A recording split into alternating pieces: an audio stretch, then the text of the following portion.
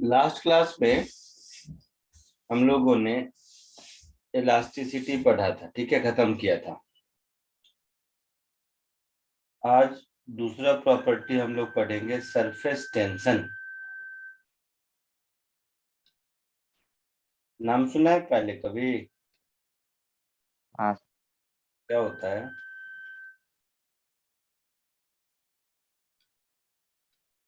It's a property of a liquid to keep its surface area minimum. ये भी सही है, सरफेस एरिया मिनिमम रखना चाहता है, ये भी सही है। और कोई?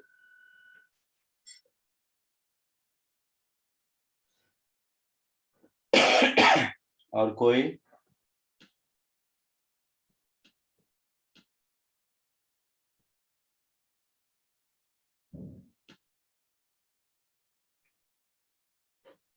बोलो।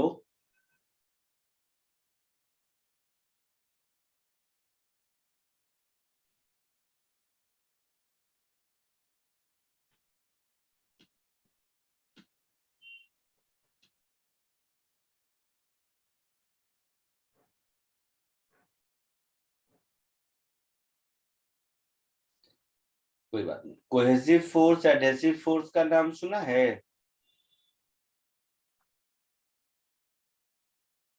यस। Yes sir. क्या होता है कोहेसिव फोर्स? क्या होता है?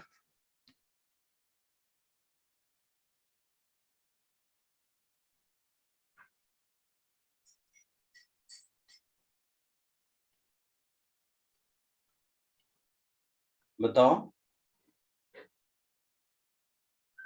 Sir, cohesive force is a force of attraction between molecules of the same substance. Molecule of the same substance के बीच कोहेसिव फोर्स होता है, ठीक है। तो इतना तो सबको पता है, force of attraction between molecule of same kind. Yes sir.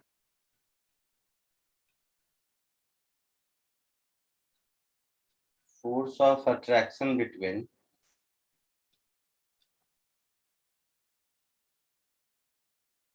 molecules of same kind। Example बताता हूँ, सेम काइंड या सेम सब्सटेंस। एक एग्जाम्पल समझो जो सबने देखा होगा, रियलाइज किया भी होगा। मान लो घर में कोई शीशा है, ग्लास का सरफेस है, उस पर जब पानी रहता है और उसके ऊपर एक और ग्लास का सरफेस है, देखोगे ये दोनों चिपक जाता है। इसको सेपरेट करना बड़ा मुश्किल होता है। कभी ध्यान दिया है? हाँ। Yes sir. ग्लास के ऊपर अगर पानी गीला है थोड़ा भी, उसके ऊपर कोई दूसरा ग्लास गलती से रख दो तो उसको सेपरेट करना बहुत मुश्किल होता है। ये ऑब्जर्वेशन है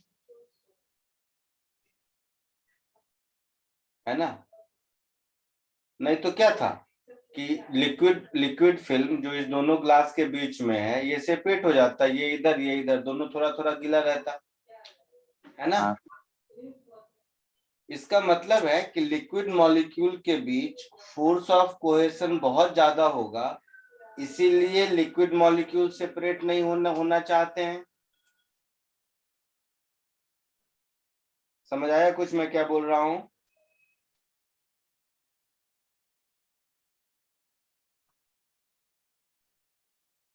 समझा कुछ कि नहीं?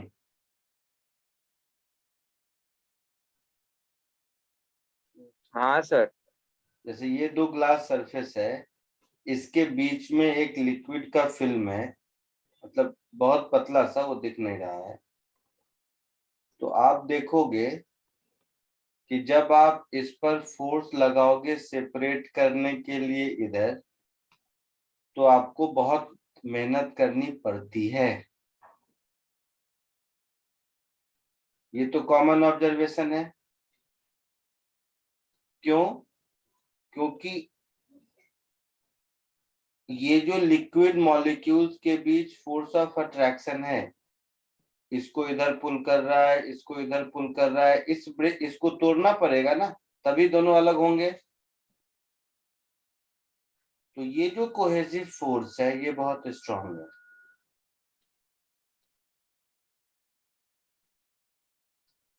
है ना।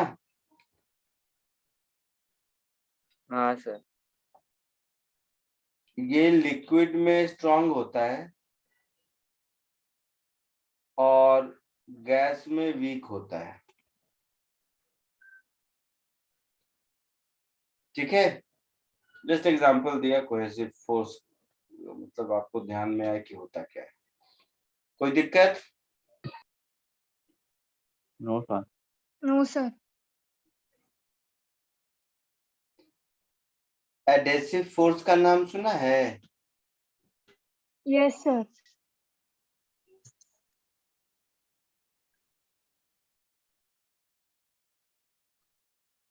क्या होता है adhesive? Sir, it is force or attraction between molecules or different substances.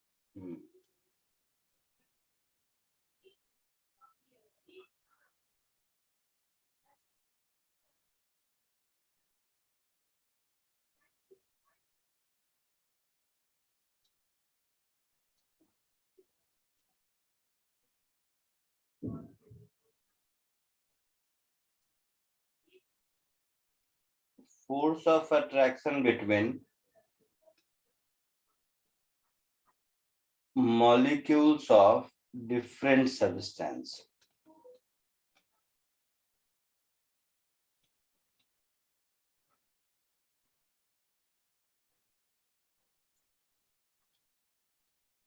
ठीक है, देखे होगे जो फेविकॉल वगैरह होता है उस पर एडेसिव्स लिखा रहता है ना। हाँ सर।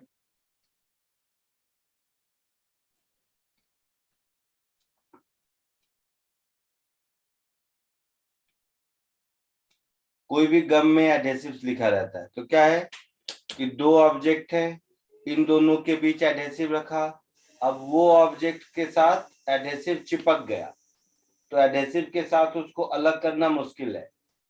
तो वहां पर वो force of adhesion, that is वो फेविकॉल का मॉलिक्यूल और जिस पे चिपकाया है वो वाला मॉलिक्यूल, ये दोनों इतना ज्यादा है ना, जिसकी वजह से चिपक जाता है।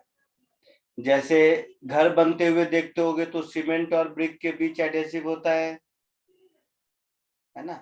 पेपर पर जो हम लोग इंक से लिखते हैं वहां एडेसिव फोर्स है। ब्लैक चौक से जो ब्लैक बोर्ड पर लिखते हैं, मार्कर लिखते हैं, वो एडेसिव फोर्स है। हाँ सर। तो ये सब एडेसिव फोर्स के एग्जांपल हैं।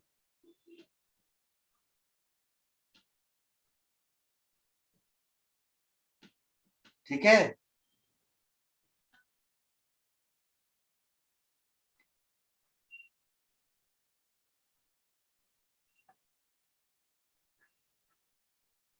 चौक एंड बोर्ड वाला हो गया, जैसा मैंने कहा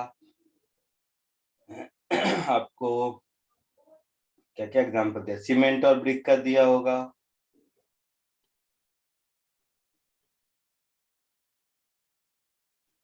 ठीक है, ये सब जो एग्जांपल है ना, ये सब एडेसिव फोर्स के एग्जांपल हैं। ये दो इंटरमॉलिक्यूलर फोर्स समझ में आया।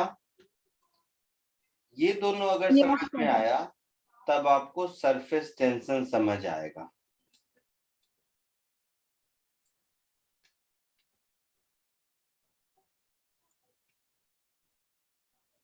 अब सरफेस टेंशन को समझो। जैसे लिक्विड के सरफेस पर अगर देखोगे, कोई भी ऑब्जेक्ट रखोगे ना, तो वो सरफेस उसको अपनी ओर ड्रॉ करने की कोशिश करता है।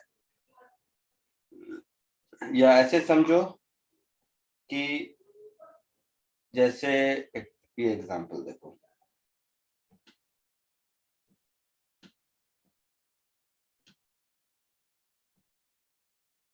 देखो ध्यान से समझो इस मैकेनिज्म को, इसको लिखा नहीं जा सकता है। जैसे ये एक लिक्विड मैकेनिज्म में लिक्विड मॉलिक्यूल है, तो इसको आसपास के दूसरे मॉलिक्यूल अपनी ओर पुल करेंगे, करेंगे ना? यस। तो नेट फोर्स 0 रहेगा। ये कहानी हर मॉलिक्यूल के साथ है। अब यहां पर के मॉलिक्यूल को अगर देखोगे तो इसके आसपास जितने मॉलिक्यूल हैं ये सब इसको पुल करेंगे, तो इस पर जो रिजल्टेंट है इन सारे पुल का, ये 0 नहीं होगा क्योंकि उसके ऊपर तो पुल करने वाला कोई नहीं है ना? तो ये जो लिक्विड सरफेस है,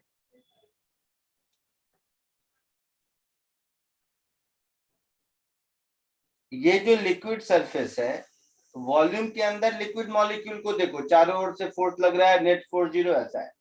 बट ये जो लिक्विड सरफेस है, इस सरफेस पर ध्यान से देखोगे तो ये एक इलास्टिक मेम्ब्रेन की तरह काम कर रहा है, ये स्ट्रेस्ड है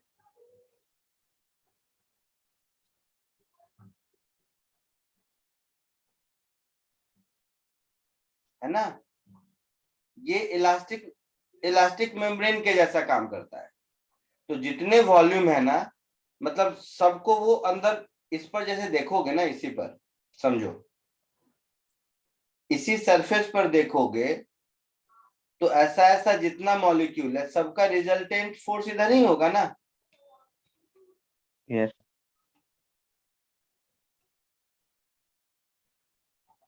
इस सरफेस पर यही रिजल्टेंट फोर्स है।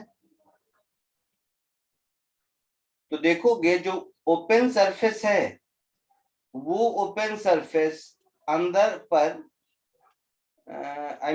वॉल्यूम के अंदर फोर्स लग रहा है, तो सरफेस हमेशा अंदर की ओर फोर्स लग रहा है, इसीलिए इसका सरफेस एरिया मिनिमम होने की कोशिश करता है।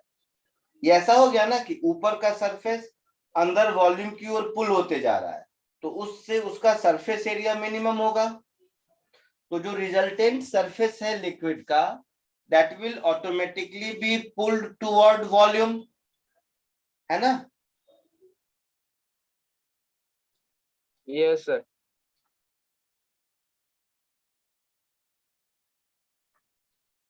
The surface of liquid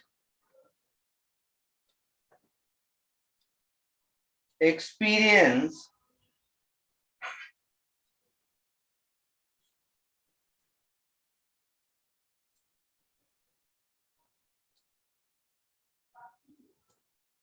a force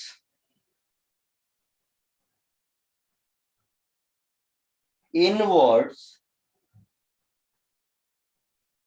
to its volume। ये बात समझ में आया? यस। ये बात समझ आया? यस। जिसकी वजह से इसका सरफेस एरिया मिनिमम होता है। Hence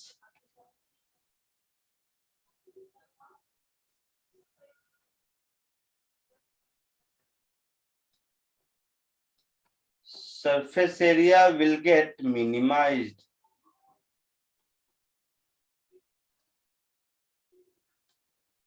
ठीक है? Yes. That is will behave as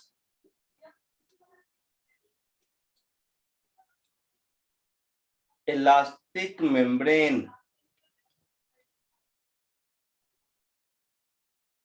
जैसे इलास्टिक स्प्रिंग का क्या होता है, खींचो तो दोबारा अपने लेंथ पे आ जाता है, तो वैसे ही रबर की अगर सीट है, उसको सरफेस को बढ़ाओगे तो दोबारा वापस आ जाएगा अपने नेचुरल साइज में।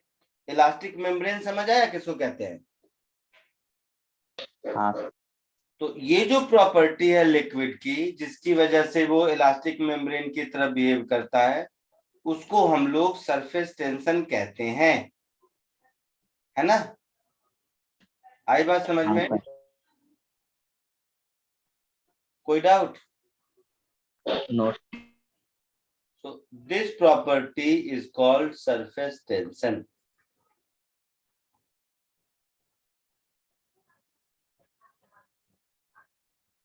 This property of liquid is called surface tension. Surface tension नाम इसलिए है क्योंकि ये पूरे लिक्विड की प्रॉपर्टी नहीं है, लिक्विड सरफेस की प्रॉपर्टी है, ओपन सरफेस पर, अदरवाइज अंदर तो कुछ ऐसा है ही नहीं। हाँ सर। समझ में? जल्दी से इसको कॉपी कर लो।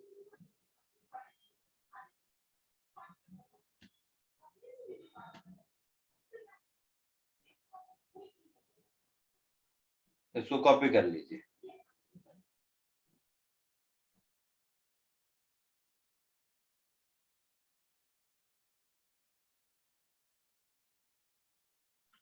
लिख लिए?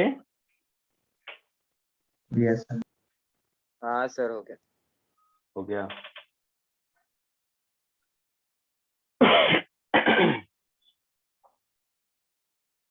आगे बढ़े?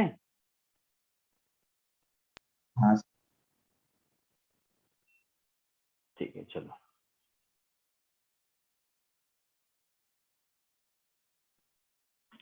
अब ये सरफेस टेंशन का समझ तो आया कि होता क्या है, तो मेजर कैसे करते हैं सरफेस टेंशन को? मैथमेटिकली किसी चीज का सरफेस टेंशन कैसे होगा, उसको मेजर कैसे करते हैं? तो इसके दो मेथड हैं सरफेस टेंशन को डिफाइन करने का। एक फोर्स मेथड है और दूसरा एनर्जी मेथड है। ठीक है,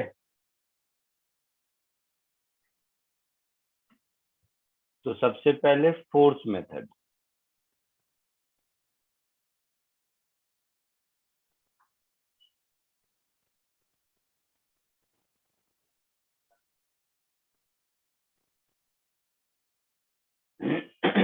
एक और एग्जांपल बताता हूँ, तुम लोगों ने ऑब्जर्व किया होगा सरफेस टेंशन के पॉइंट ऑफ व्यू से।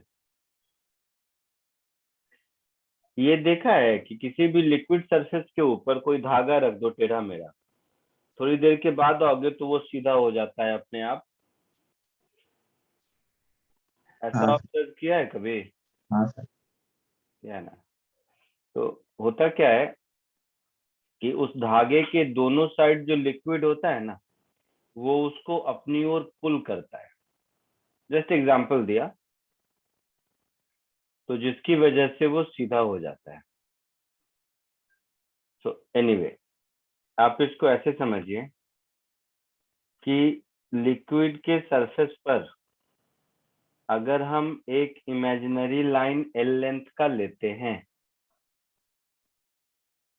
तो इसके दोनों साइड वाले,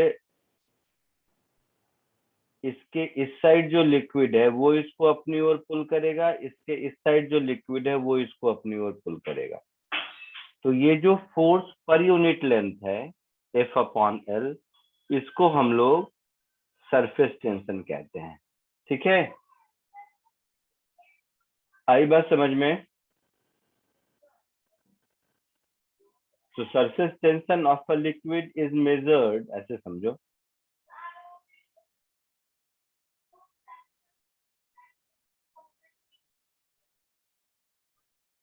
surface tension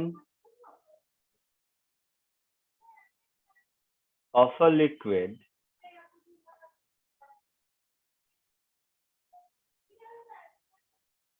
is measured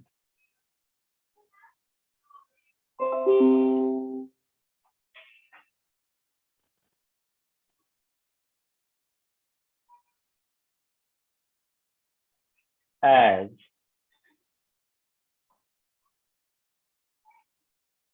force of attraction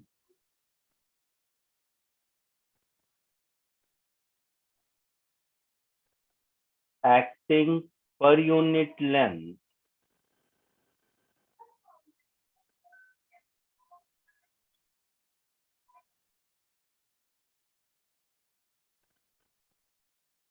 on a line, on an imaginary line, more precisely, on an imaginary line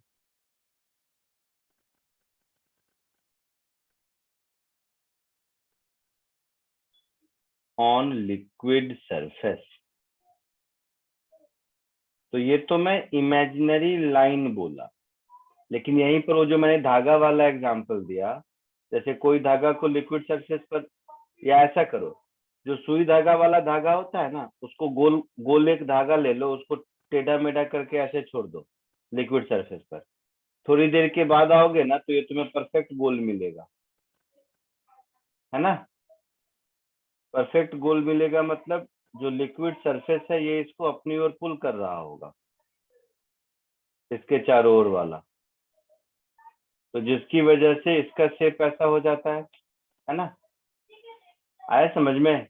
हाँ सर।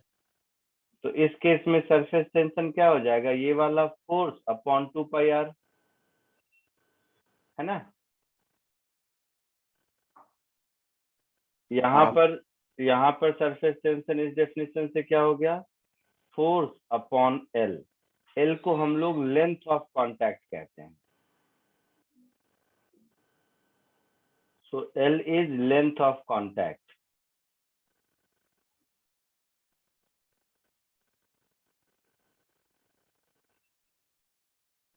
ठीक है।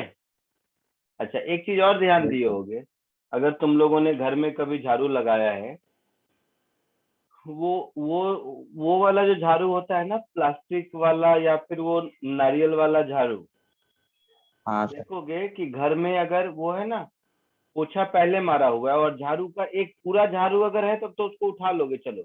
अगर एक तिनका छूट गया ना, तो उस एक तिनका को मतलब गीला सरफेस से उठाने में बहुत एफर्ट लगता है। हाँ सर, चिपक जाता है। वो चिपक जाता है, और वो जितना लंबा होगा उतना ज्यादा एफर्ट लगेगा तुम्हें। ठीक है। तो वो जो जितना लंबा होगा उतना ज्यादा एफर्ट लगेगा, मतलब क्या होता है कि एल लेंथ का धातु का तिनका है, अब नीचे लिक्विड सरफेस से कांटेक्ट में है, तो लिक्विड सरफेस का सरफेस टेंशन टी है, तो टी इंटू एल फोर्स से वो पुल कर रहा है, आपको उससे ज्यादा फोर्स से इसको ऊपर पुल करना पड़ेगा। हाँ सर। है ना। तो ये जो प्रॉपर्टी है ना, स्टिकीनेस, मतलब जनरल भाषा में हम कहें तो ये आपका है सरफेस टेंशन। ठीक है। यस। तो वो झाड़ू के तिनका वाला एग्जांपल मैं इसको कैसे लिखूं, समझाना मुश्किल है, तो इस बात को ऐसे समझ लो।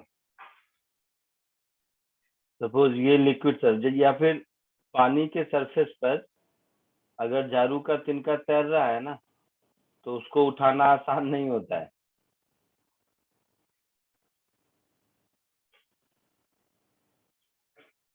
तो सपोज ये झाड़ू का तिनका है, जस्ट ऐसे ही कह रहा हूँ। तो मतलब झाड़ू मारते तो गिरा क्या? क्या? वो झाड़ू का थी। जैसे नदी वदी में देखोगे कि पानी के ऊपर अगर झाड़ू का तिनका है ना, तो उसको उठाना इतना आसान नहीं होता, क्योंकि ये जब ऊपर उठता है ना, तो इस झाड़ू के तिनके के इस साइड जो लिक्विड है, थोड़ी देर तक लिक्विड इसके साथ ऊपर उठता हाँ सर, मतलब वो दूर भागता रहता। है ना। मतलब इसका क्रॉस सेक्शन में देखूं तो ऐसा कुछ तो थिकनेस होगा ना, तो जब आप इसको ऊपर एफ से उठा रहे होगे ना,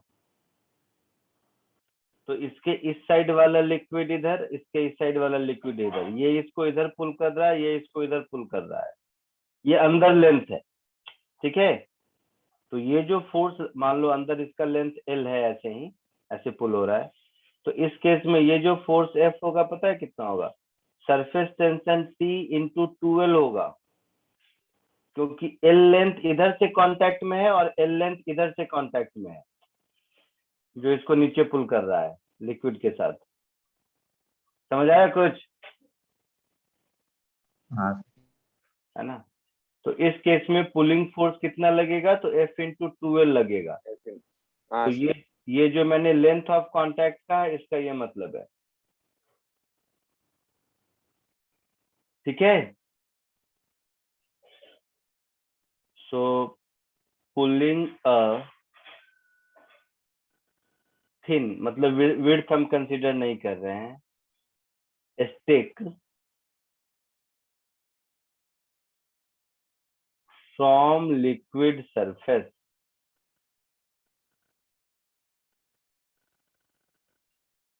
तो एक्चुअल कितना फोर्स लगेगा, तो सरफेस टेंशन की वजह से, सरफेस टेंशन लिक्विड का कांस्टेंट होता है, दिया रहता है, तो सरफेस टेंशन वाला फोर्स इतना होगा और इसका वेट mg जो होगा वो होगा, है ना। तो नेट फोर्स पुल करने के लिए जितना मुझे ऊपर लगाना होगा वो उस तिनके का वेट प्लस T इंटू 12 ऐसा होगा, ये पुल करने के लिए लगेगा। समझ आया कुछ? हाँ सर। पक्का? हाँ सर। ठीक है, तो इसको कॉपी कर लो, फिर आगे बढ़ते हैं।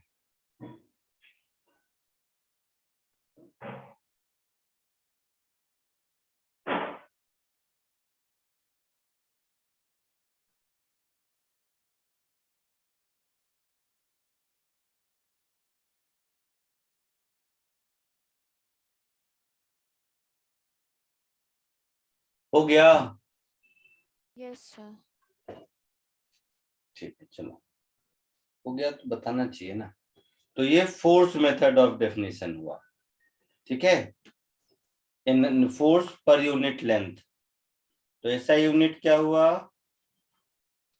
न्यूटन पर मीटर, है ना। आई बात समझ में? बोलो। अब हर लिक्विड का सरफेस टेंशन, जैसा मैंने कहा, लिक्विड का अपना अपना कांस्टेंट है, ये लिक्विड के टेम्परेचर के साथ चेंज होता है, ठीक है। कोई दिक्कत? No sir. तो दो चीजें बहुत हम लोगों को ध्यान देना है कि सरफेस टेंशन किस चीज से इंक्रीज या डिक्रीज करता है। तो एक तो जनरल है कि सरफेस टेंशन डिक्रीज करता है विथ टेम्परेचर। दूसरा, सरफेस टेंशन इम्प्योरिटी ऐड करने से भी डिक्रीज करता है। इम्प्योरिटी दो तरह के होते हैं, सॉल्युबल इम्प्योरिटी और इनसॉल्युबल इम्प्योरिटी। तो जो सॉल्युबल इम्प्योरिटी होते हैं, है ना, उससे सरफेस टेंशन इंक्रीज करता है, लेकिन इनसॉल्युबल इम्प्योरिटी से डिक्रीज करता है। जैसे एग्जांपल याद रखने के लिए कह रहा हूँ, लिक्विड में अगर चीनी मिला दो तो देखोगे वो और ज्यादा स्टिकी हो जाता है हाँ सर। है ना। तो सॉल्युबल इम्प्योरिटी से सरफेस टेंशन इंक्रीज करता है, इनसॉल्युबल इम्प्योरिटी से सरफेस टेंशन डिक्रीज करता है। थोड़ा सा ये थ्योरेटिकल पार्ट है, तो कुछ चीजें आपको सरफेस टेंशन की वाला याद रहना चाहिए, ठीक है। सर ये लिखोगे नहीं हो क्या? क्या बोल रहे हो? सर ये लिखोगे नहीं, टेम्परेचर की वजह से डिक्रीज होता है। मैं दे देता हूँ कॉपी करने के लिए, लेकिन जस्ट मैं समझा रहा हूँ। सरफेस टेंशन,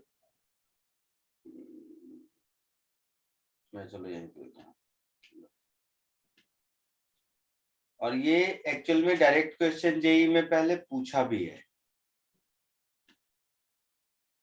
जैसे ये सारे पॉइंट्स जो है ना, 6 पॉइंट्स, ये आपको याद रहने चाहिए, जिसमें से ये फर्स्ट वाला ये सब कोई मतलब इजी है, इसमें कोई दिक्कत नहीं है, इसमें कोई दिक्कत नहीं है, स्केलर क्वांटिटी है, कोई दिक्कत नहीं है, ये डायमेंशनल फॉर्मूला है, कोई दिक्कत नहीं है। ये पॉइंट आपको याद रखना है कि सरफेस टेंशन डिक्रीज करता है टेम्परेचर से, ठीक है, ये इंपॉर्टेंट है।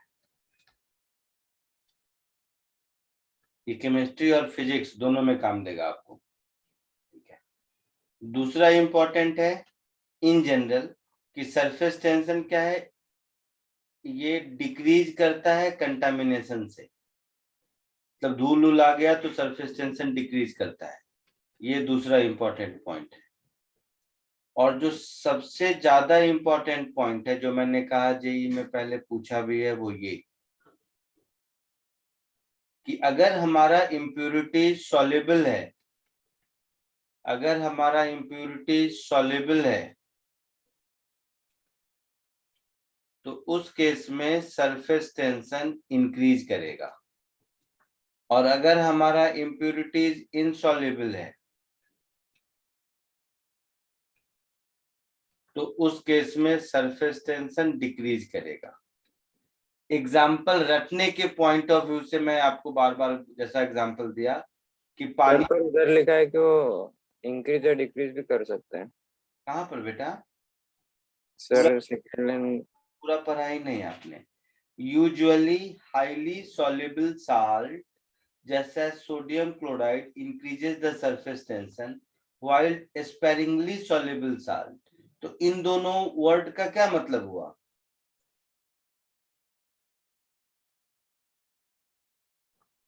डिक्रीज करता है। तो हाईली सॉल्युबल और स्पेरिंगली सॉल्युबल का मतलब क्या हुआ? इनसॉल्युबल ही हुआ ना?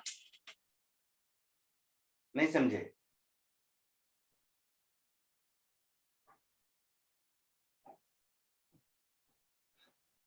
इस लैंग्वेज नहीं, उधर लिखा ना कि अगर सॉल्युबल इम्प्योरिटी होगा तो सरफेस टेंशन इंक्रीज भी कर सकता है, डिक्रीज भी कर सकता है। अरे देखो, कोई चीज 100% सॉल्युबल इनसॉल्युबल तो पत्थर है कि पत्थर डाल दिया तो नहीं सॉल्व होगा।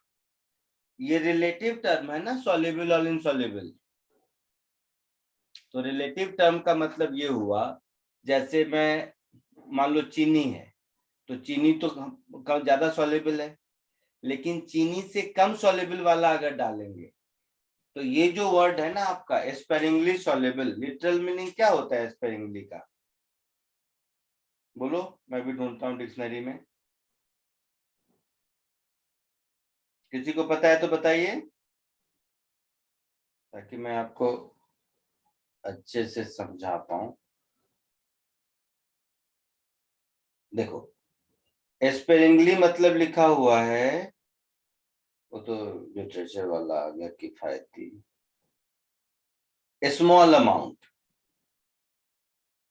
है ना? स्पेरिंगली सॉल्युबल ही लिख देते हैं।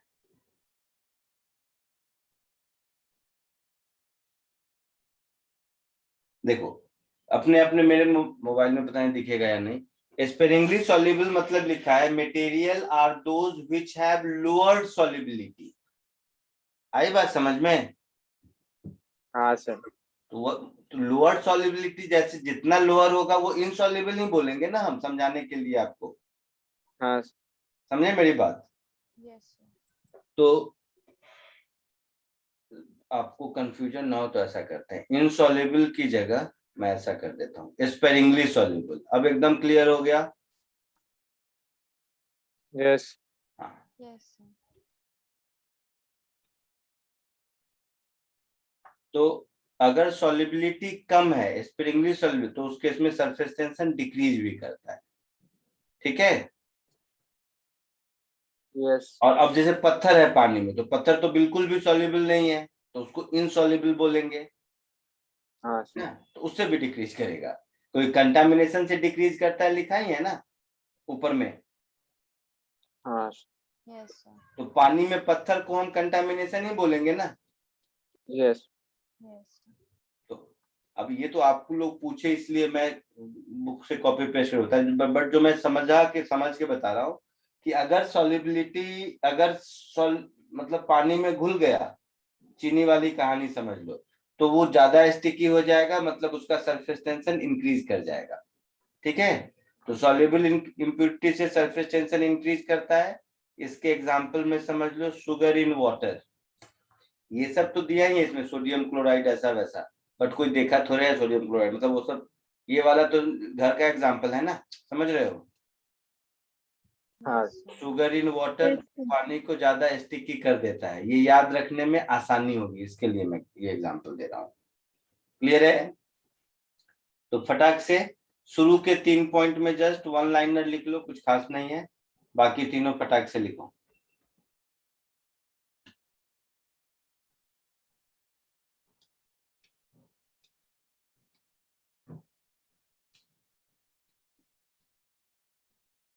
Done, sir.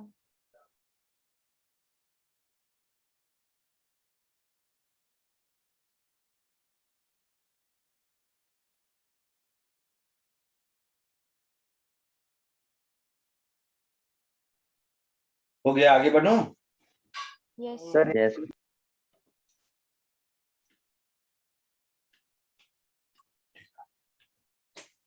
तो लास्ट पॉइंट लिख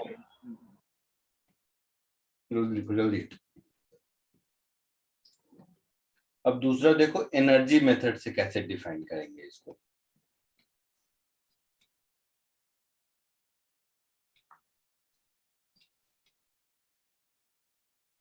तो एनर्जी मेथड पे से डिफाइन करने से पहले एक टर्म है सरफेस एनर्जी। उस सरफेस एनर्जी को पहले देखते हैं।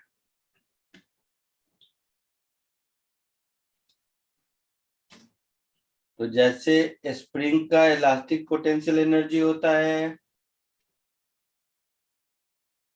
ना? Yes, sir. स्प्रिंग का इलास्टिक पोटेंशियल होता है, तो इसका सरफेस भी इलास्टिक मेम्ब्रेन के जैसा है, तो उसका भी कुछ पोटेंशियल एनर्जी होगा। तो उसका जो भी पोटेंशियल एनर्जी होगा उस टर्म में सरफेस टेंशन को क्या हम डिफाइन कर पाएंगे, वो अभी चेक करते हैं। ठीक है,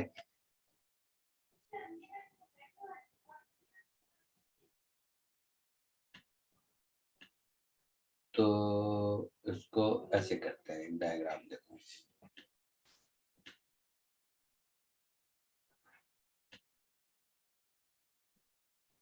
ध्यान से समझो और तुम लोग खुद समझो।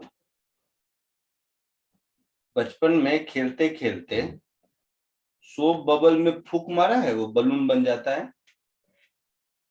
हाँ। तो वो जो सोप बबल में फूंक मारते हैं बलून बन जाता है, इसका मतलब क्या है? वो सोप बबल का जो सरफेस है वो बलून के जैसा है, इलास्टिक। हाँ सर। Yes, sir. तो ये एक रेक्टेंगुलर वायर फ्रेम है। इस वायर फ्रेम को तुम सोप बबल में डाल के बाहर निकालो, तो ये एक फिल्म उसके साथ निकलेगी। सर वो फूटेगा नहीं? अरे बेवकूफ, वो जाता है रोड पे, वो बच्चे, छोटे बच्चे नहीं, वो एक सोप बबल मिलता है, उसमें ऐसे स्टिक मारते हैं, ऐसे फूंक मारते हैं तो होता है, देखा है कभी? हाँ सर।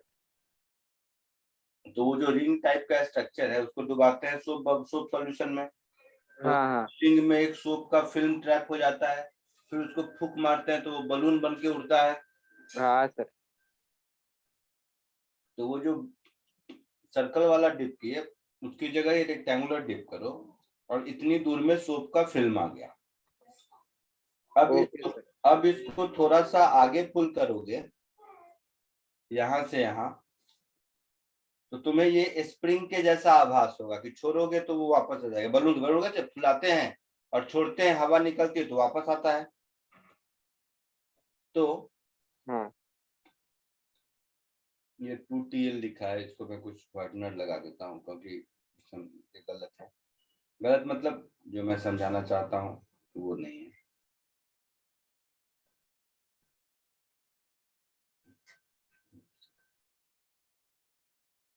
तो ऐसे समझो कि ये यहाँ पर सरफेस टेंशन का फोर्स है, इसका लेंथ L है।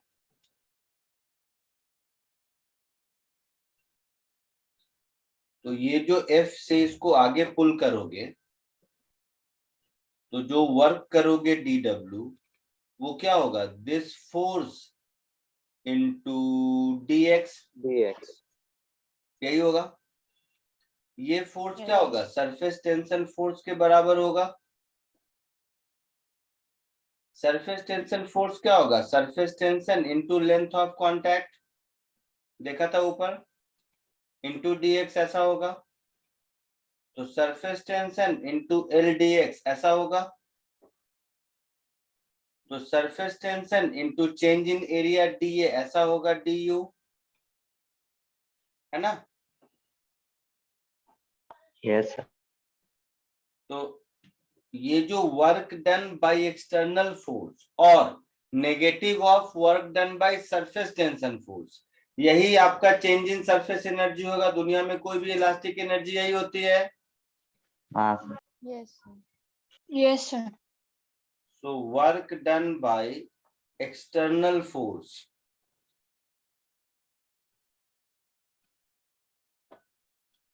or negative of work done by surface tension force.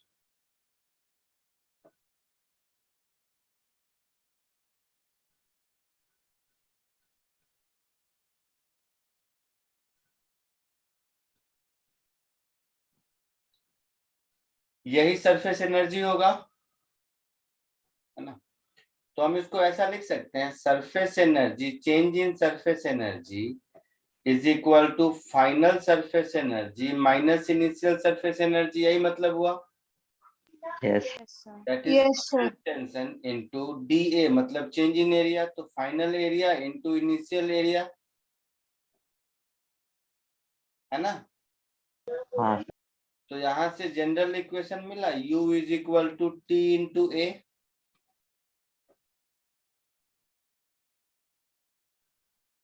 है ना। ये है सरफेस एनर्जी। तो सरफेस एनर्जी क्या होगा, surface tension into surface area. General formula मिल गया। और इस जनरल फॉर्मूला से सरफेस टेंशन का एनर्जी बेस्ड डेफिनेशन मिल गया कि surface energy per unit area is surface tension. ठीक है। हाँ सर। तो surface energy per unit area is surface tension. तो सरफेस टेंशन का दो डेफिनेशन मिला, एक force per unit length of contact और दूसरा surface energy per unit area. Clear है। Yes sir. Yes, sir. जल्दी से इसको कॉपी कर लो, ये सब बोर्ड के लिए बहुत इंपॉर्टेंट है। जेईई एडवांस में तो पूछता है हर साल, मतलब सरफेस टेंशन को जानते हो, समझने में बहुत मजा आता है पढ़ने में, लेकिन ऑनेस्टली बता रहा हूँ, जेईई एडवांस में सरफेस टेंशन के क्वेश्चन जब पूछते हैं ना तो पसीना छूट जाता है सॉल्व करना, क्योंकि इसमें इतना विजुअलाइजेशन है ना कि उसको सही से सॉल्व करना मुश्किल होता है। लगातार हर साल पिछले कुछ सालों से देख रहा हूँ पूछता है, और डिफिकल्ट सा ही पूछता है। और बोर्ड वोर्ड के लिए तो ठीक है, जो पढ़ा रहा हूँ समझ आ जाएगा डेफिनेशन डेफिनेशन, बट थ्योरेटिकली भी बहुत साउंड कॉन्सेप्ट है और न्यूमेरिकली भी डिफिकल्ट कॉन्सेप्ट है। एनीवे चलो इसको कॉपी कर।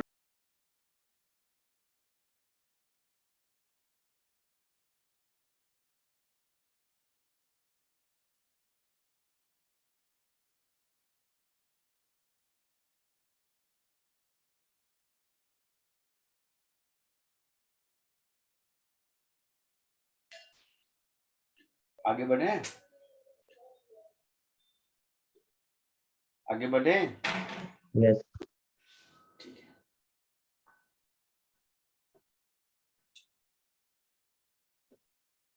एक दो और छोटी छोटी चीजें समझो।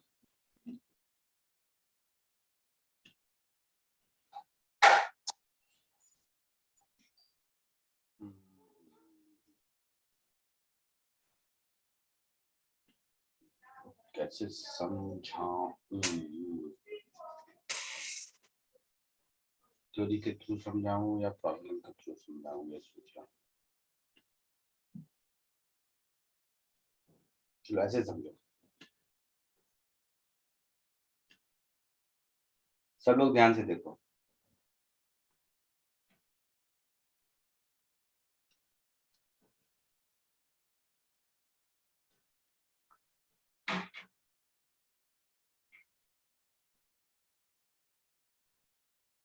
Breaking off a bigger drop in a smaller droplets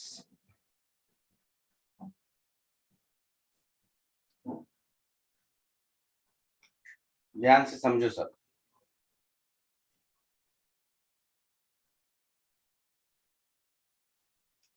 पहले समझो फिर इसको मैं दूसरे लैंग्वेज में बताऊंगा तो शायद।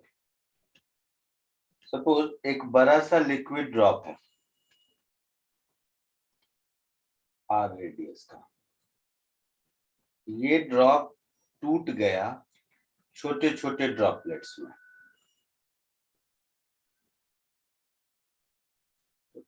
छोटे छोटे लार्ज नंबर ऑफ ड्रॉपलेट्स में मान लो टूट गया।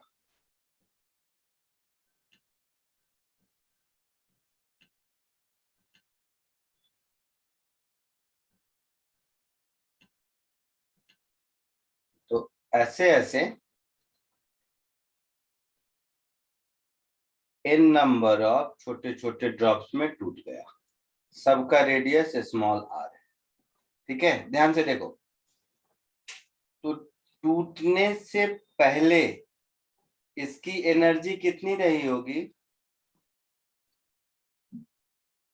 Surface tension into 4 pi capital R square होगी। हाँ सर। टूटने के बाद इसकी एनर्जी कितनी होगी? Surface tension into 4 pi small r square into n होगी। यस।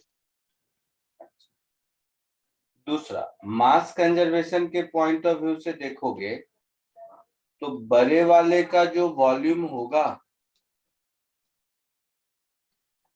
उतना ही वॉल्यूम छोटे वाले का होना चाहिए। Yes, sir. तो यहां से आपको स्मॉल r की वैल्यू मिल जाएगी, capital R upon n to the power 1/3। कोई दिक्कत? नो। नहीं So, सर।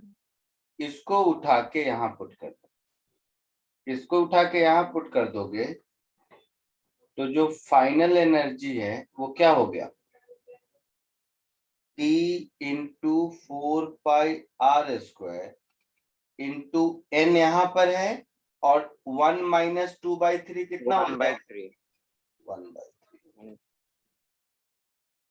n की वैल्यू तो 1 से ज्यादा है ना, हाँ सर। ग्रेटर इक्वल टू 2 कुछ भी हो सकता है, मतलब ये वैल्यू 1 से ज्यादा होगा, ये पक्का है। हाँ सर। तो मैं ये कह सकता हूं कि final energy is equal to n to the power 1/3 into initial energy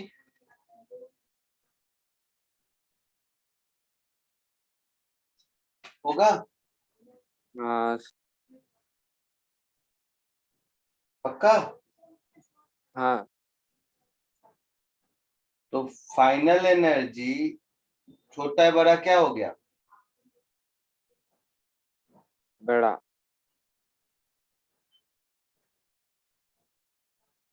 बड़ा होगा इनिशियल एनर्जी से। यस।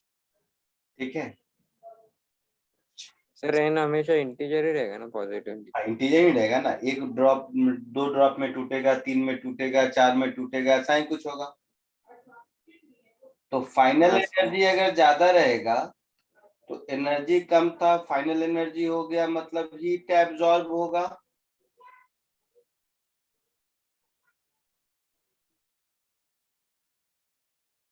होगा।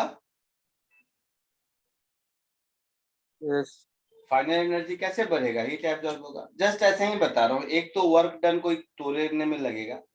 समझने के लिए एक चीज देखो, तुम लोग बाल कटाने जाते होगे सलून में, सलून में देखोगे वो फुहारा मारता है तुम्हारे चेहरे पर, ठंडा लगता है। हाँ। और उसी पानी में हाथ डालोगे तो उतना ठंडा नहीं लगेगा। तो पानी वही है, जब छोटे ड्रॉपलेट में टूटता है तो वो सराउंडिंग की एनर्जी एब्जॉर्ब करता है। समझे? जैसे yes. हाँ समझा। यस। दूसरा एग्जांपल, अब तो शायद पता नहीं तुम लोग देखा होगा कि नहीं, एसी का जमाना है। कूलर देखा है पुराने जमाने वाला? हाँ, sir. हाँ Yes, देखा। sir. तो कूलर में फैन रहता है, Yes, तो sir. हाँ। कूलर के अंदर पानी रहता है और फैन घूमता रहता है।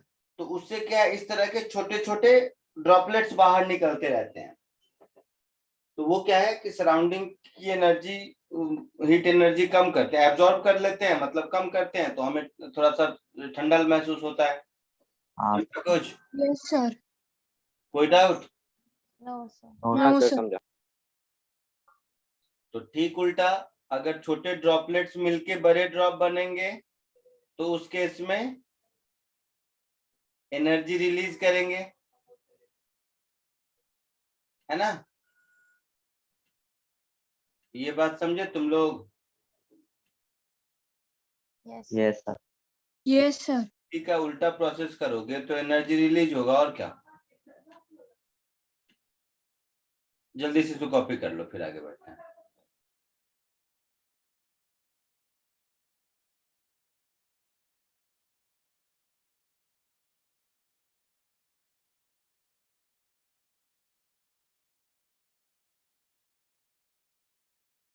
हुआ? Yes, sir. Done. आगे बढ़े? Yes, sir, done. बताते नहीं हो, मैं पूछता हूँ तब बोलते हो।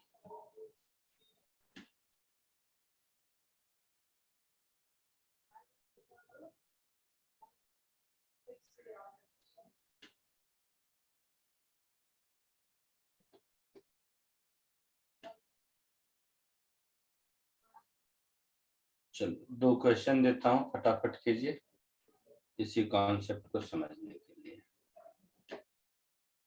एक ये,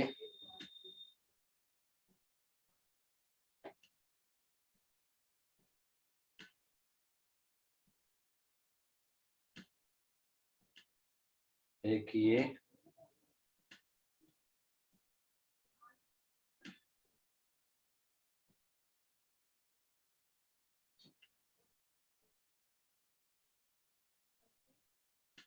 और दूसरा ये।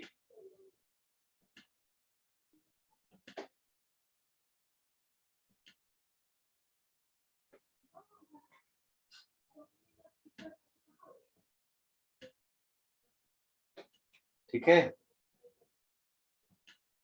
Yes, sir. कोशिश कीजिए।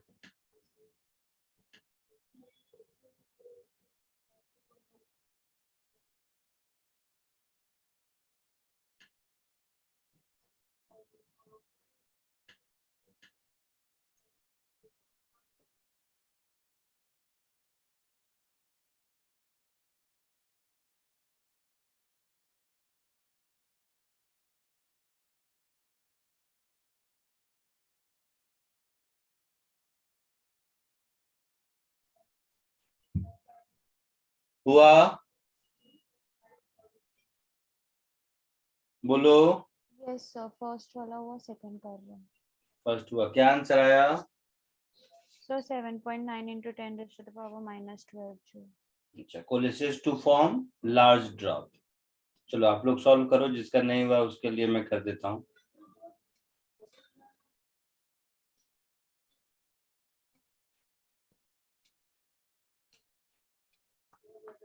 सो एक ही बार करता हूँ। 1000 into 4/3 small cube is equal to 4/3 capital cube. तो मुझे capital R 10 times small R मिल जाएगा। एनर्जी रिलीज, ओके, तो इनिशियल एनर्जी हो जाएगा 1000 इंटू 4πr² इंटू टी, और फाइनल एनर्जी हो जाएगा 4π कैपिटल R² इंटू टी। हो गया ऐसा? कैपिटल आर को 10 टाइम्स स्मॉल आर पुट कर दो।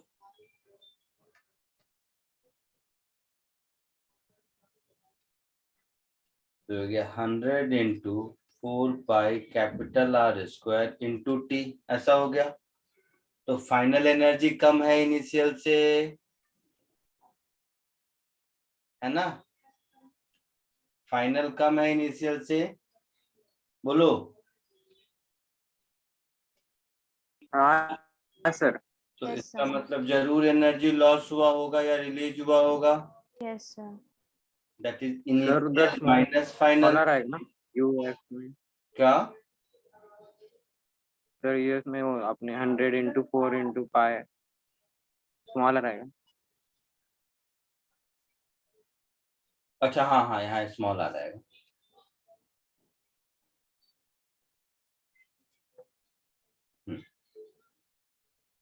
ठीक है, तो इनिशियल है 1000 और फाइनल है 100, तो 900 होगा into 4π small R² into T. Small R दिया है क्या? Yes, हाँ sir. Sir 10 10 to the power minus 7 -7। तो स्मॉल r है 10 रेज टू -7 और सरफेस टेंशन 7 × 10 रेज टू -2। तो 900 × 4 पाई 10 रेज टू -7 का स्क्वायर। और सरफेस टेंशन कितना था? 7 into 10 to the 7. power minus 2 10 raise to -2। तो ये हो गया 3600 पाई। अच्छा 7 भी एक बच गया इंटू 7 और -16 है ना। तो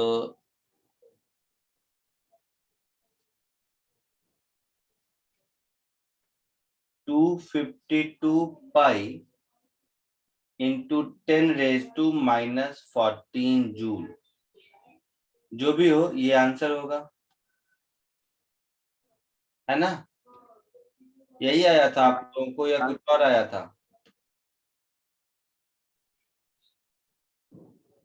जिसने भी सॉल्व किया था यही आया था या कुछ और आया था? नहीं सर, ये नहीं आया। नहीं आया था तो कुछ गलत किया होगा।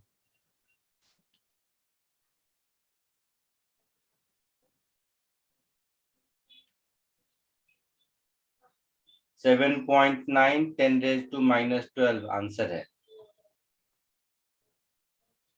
7.9 × 10 रेज टू -12 जूल। हाँ सर, ये है। ठीक है, इसको कॉपी करो और नेक्स्ट वाला फाइनल आंसर तक पहुंचो।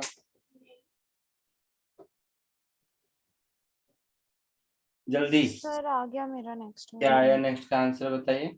4.35 sir into 43.96 10 raised to the power minus अच्छा 2. सबको यही आ रहा है, अभी चेक कर लेते हैं। हाँ सर मुझे 43.96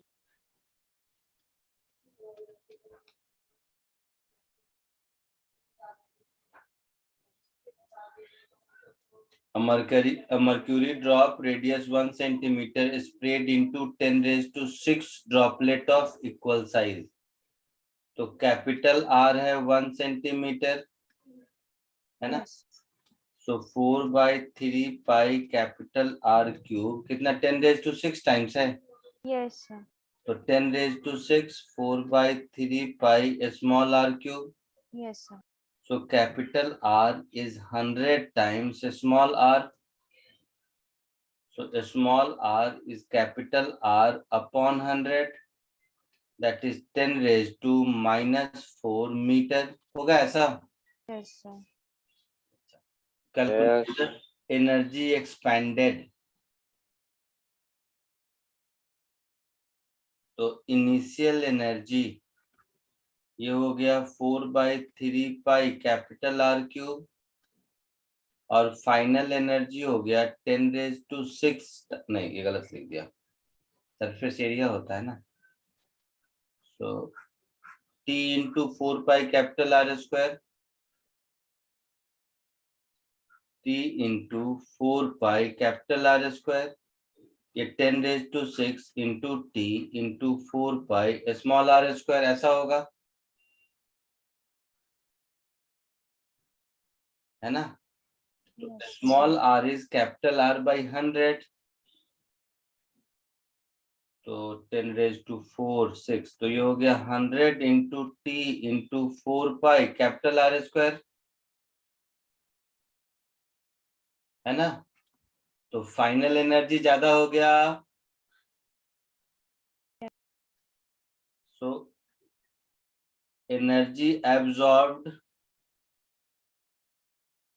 ये हो जाएगा 99 टाइम्स T × 4 पाई R स्क्वायर होगा। सो 99 T कितना दिया है?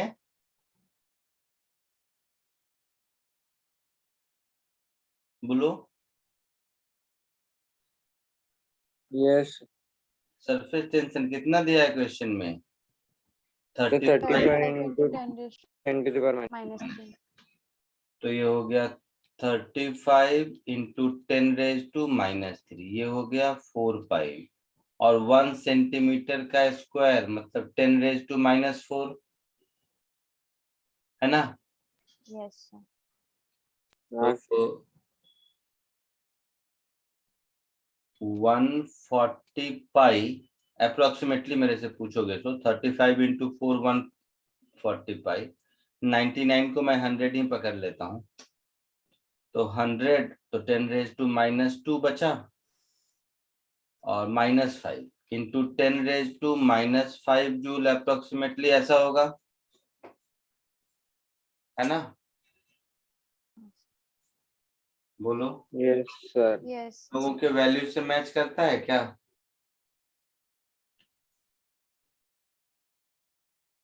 इसका आंसर नहीं है मेरे पास, वैल्यूज देख लो। पाई 3.14 होता है ना, Yes, sir. तो मल्टीप्लाई करके चेक कर लो एक बार कितना आता है।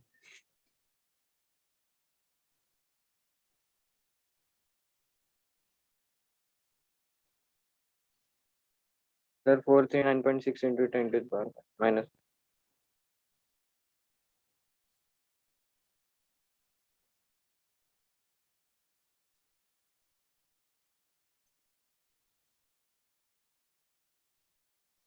क्या बोल रहे हो? सर 439.6 आएगा, 140 into 3.14। तो मैच किया तुम लोगों से? हाँ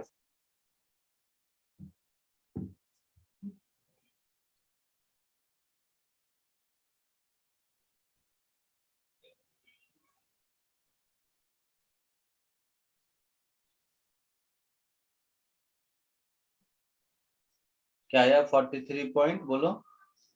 439.6 into 10 to the power minus 1। जो भी है समझ रहा तुम लोग। आया समझ में? Yes, sir. आगे बढ़े? yes, कॉपी कर लिया सबने? Yes, sir. Yes, sir. 12 हो गया, ठीक है। चलो बाकी नेक्स्ट लेक्चर में, आज के लिए इतना ही। Thank you sir, bye sir. Thank you, sir. Bye, sir. Thank you, sir. Bye, sir.